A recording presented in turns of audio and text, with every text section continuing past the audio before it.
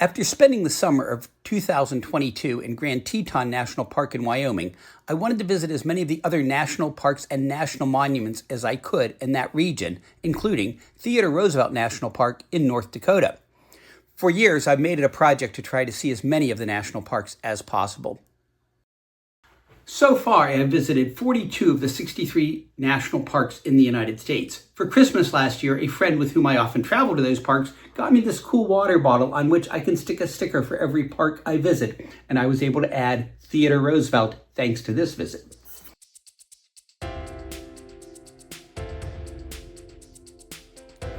On that road trip, I visited Wind Cave, Glacier, Badlands, and of course, Theodore Roosevelt National Parks, along with Devil's Tower National Monument.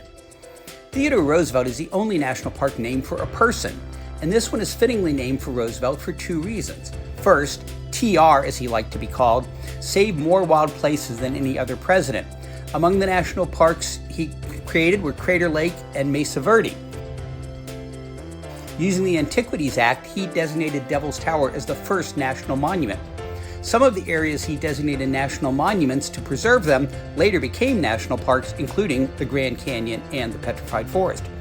TR, who, although he gave his name to the teddy bear, didn't actually like to be called Teddy, was inspired by his visit to Yellowstone, during which he insisted on going off on his own without any staff or bodyguards into areas known to have wolves and grizzly bears. And his famous visit to Yosemite with the well-known champion of wild spaces, John Muir, further inspired him to want to preserve some of these priceless gems.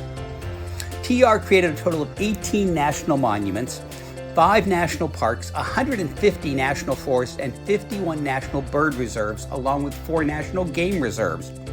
Like many people, I have greatly benefited by the foresight of Muir, TR, and others who worked to preserve so many beautiful places for me to enjoy.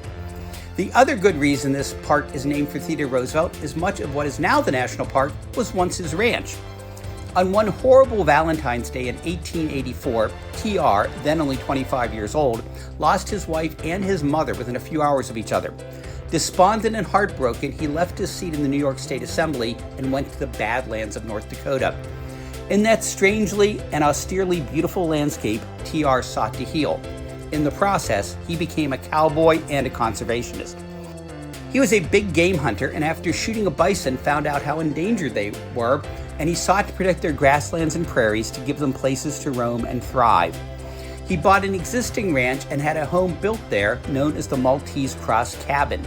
He used it as base for years and also acquired the Elkhorn Ranch. Both of these properties and a third piece of property comprise the 3 units of the Theodore Roosevelt National Park. The Maltese Cross Cabin was moved to be near the visitor center in the park. The interior of the cabin and the visitor center display some of TR's things. And while I was visiting it, it seemed appropriate that there were deer near the cabin. Being the fan of wildlife that he was, I'm sure TR would have approved. It was a beautiful time in autumn when I visited. Having so much wildlife in such close proximity gave me a pretty good idea of why Theodore Roosevelt loved this place. The park is also home to thousands of prairie dogs living in large prairie dog towns. These cute little rodent relatives of groundhogs let out high-pitched yips to warn each other of danger, or at least perceived danger, so do a lot of yipping. And as always, my photos were taken with a long lens at a safe distance so as not to disturb the animals, or in the case of bison, put myself in danger.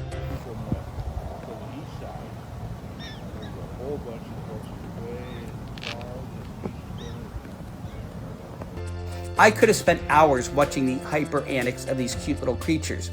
There are 5 species of prairie dogs in North America. The ones in Theodore Roosevelt National Park are black-tailed prairie dogs. They are the largest and most plentiful of the 5 species. Some of this black coloring often seen on these otherwise light brown rodents come when they accidentally dig through a coal seam, and there are many of those coal seams in the park. Some of these prairie dog towns, and there are many towns in the park, have thousands of residents. Part of the town visible above ground is only a small part of the complex matrix of tunnels that continue under the ground. Like many burrowing rodents, their subterranean dwellings have many escape routes, so they always have multiple exits ready in case a predator invades.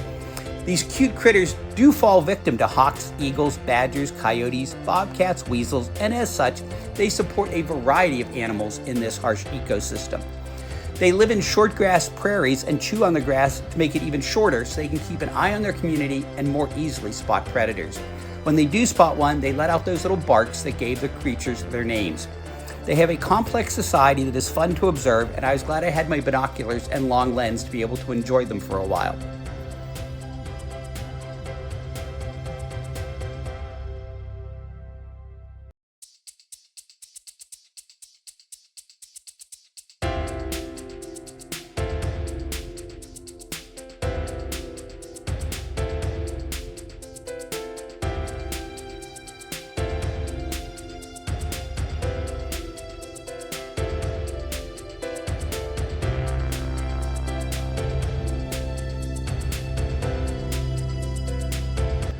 There are also lots of horses on the land. At the visitor center, I asked a ranger about the wild horses, and he corrected me and said they're actually feral, not wild. Wild horses would mean that neither they nor their ancestors were ever domesticated, but in this case, the feral horses are descended from horses that once belonged to the ranches in the area, but long ago broke loose to run free. I was out on a hiking trail by myself when I heard thundering hooves. I know that bison have no qualms about trampling humans to death, so I quickly looked around to see what herd was coming my way and for a safer place to which to retreat. I found a little rise off to the side, out of the way, and pulled out my phone and began to record.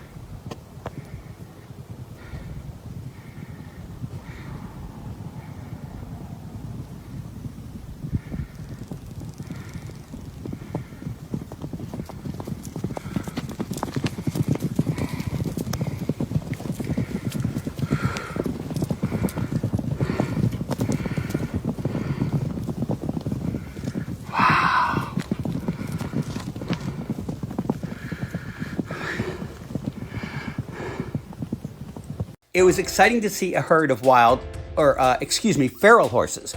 I thought how privileged I was to be able to see such a special moment and feel such a connection to the Old West when wild horses were common. At several other places in the park, I saw small herds of horses. They were in fields, trotting up hillsides, and at times even running down the roads. I have ridden horses and seen horses on ranches, but there was something very special about seeing these beautiful animals running free, off on their own adventures without any human interference.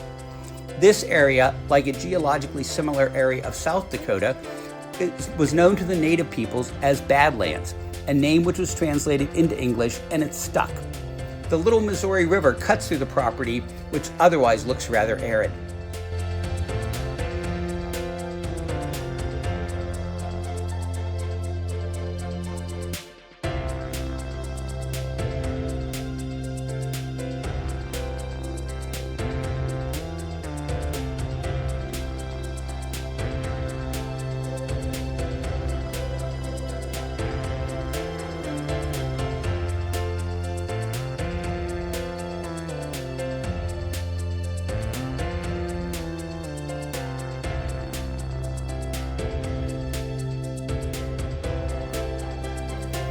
The rock formations revealing unusual colors from geological epochs are beautiful. Near some of these rocks were signs that other wildlife had recently visited.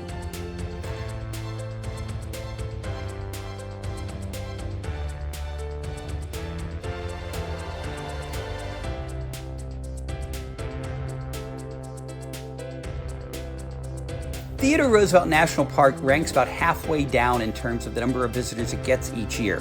Its remote location makes it a little more of a challenge to get to than some of the other parks, but the wildlife, natural beauty, as austere as it is, coupled with the involvement of the great conservationist TR, makes it worth the visit. I asked several friends who are from North Dakota what else there might be to see or do in the state while I was there, and I got one of two answers from them: leave or nothing. So my research didn't turn up anything else worthwhile to see, but I'm glad I made it to North Dakota, and I'm very glad I visited the park. Next time on Walts Wanderings, I'll talk about some of the moments in history I have witnessed. Like and subscribe so you can come along on those adventures.